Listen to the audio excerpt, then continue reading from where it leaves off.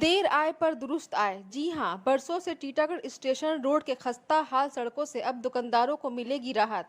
सड़कों की मरम्मत का काम हुआ शुरू। सड़कों पर ईंट और गिट्टी डाली जा रही है। सड़कों की मरम्मत का काम कब अपनी तकमील तक पहुंचेगा, ये तो वक्त ही बताएगा। फरहत अंजुम, इकरा उर्दू न्यूज़।